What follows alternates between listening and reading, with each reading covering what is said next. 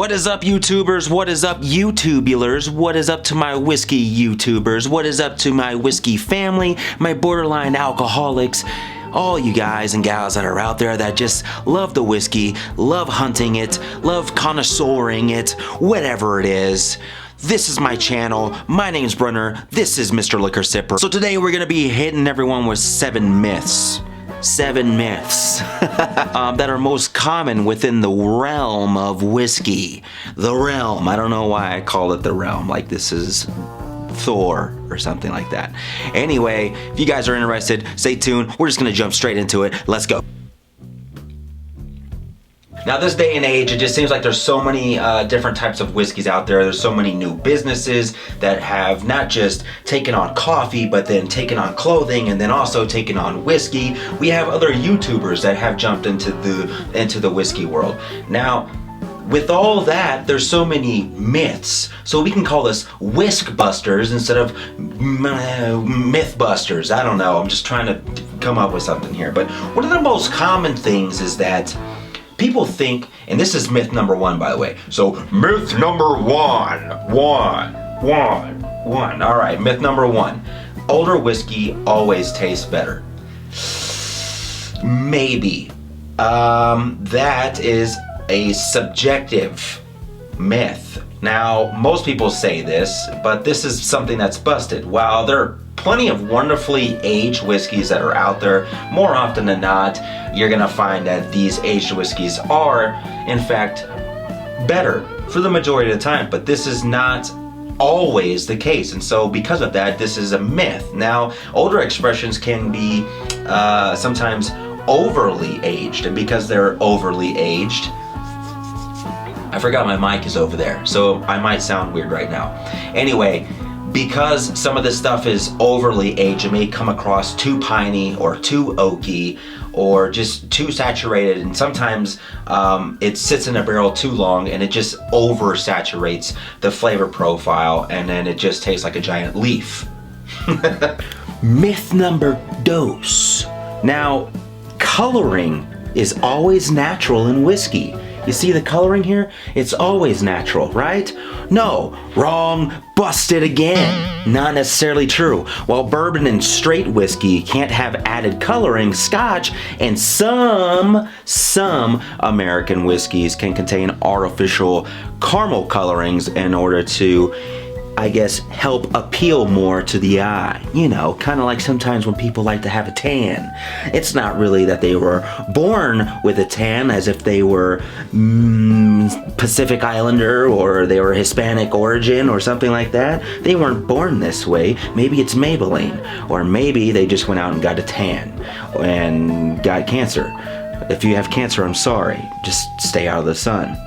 Stop with the baby oil too, because that just makes it worse. Anyway, that's another one that's busted. I need to hold on. Put me in, coach. Hold on. Mr. Liquor Sipper needs to take a sip. Now, they say the darker the berry, the sweeter the juice. Does that mean that the darker the whiskey, the older it is?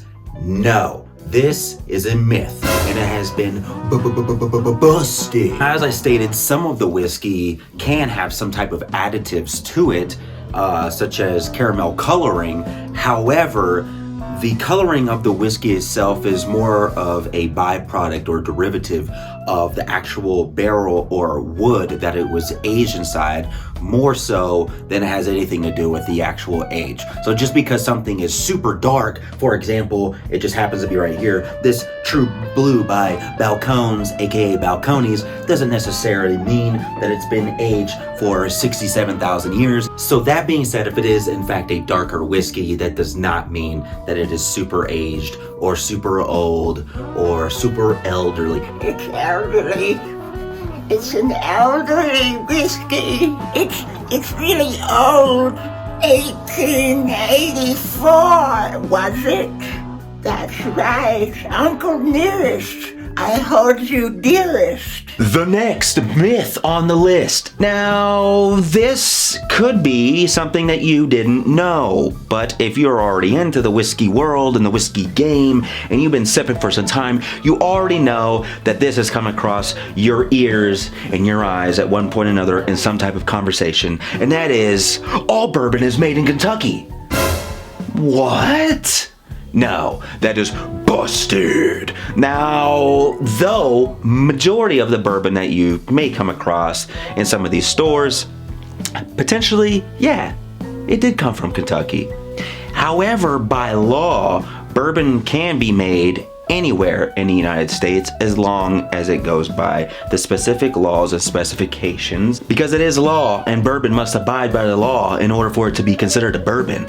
It must consist of a mash bill of at least 51% corn, aged in new, brand spanking new charred oak barrels, distilled to not more than 160 proof, barreled at no more than 125 proof, and bourbon should enter the barrel at no more than 125 proof. It cannot go into a barrel at above 62.5% alcohol by volume, and that should pretty much sum that up.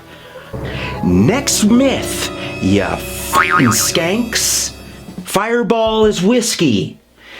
No! No!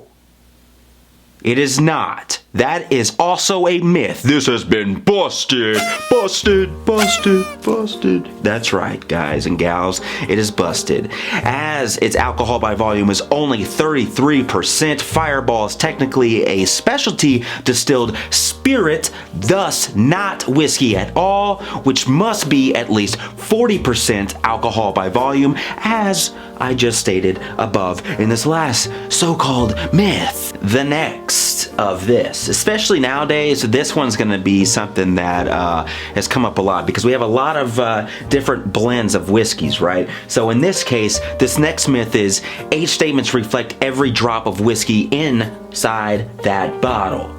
That is also a myth.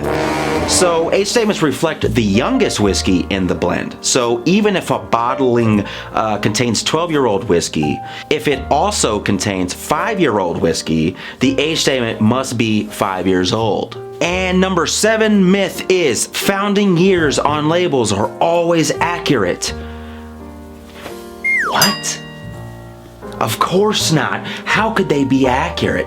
People use a slum of all these different tools and remedies. And by that I mean marketing schemes and advertisement cliche things that just don't align. We have all these new brands that come out with old historical figures from a birth of 1869, my grandfather's grandfather, and they get the oldest person in their family that they can remember, and they slap it on the bottle that they were born in 1869 and they worked for this distiller and they came out, and yeah, no, like I said, it's all a clever marketing scam. However, it seems more likely now than ever before with everything that's going on in the informational technological world that we're in.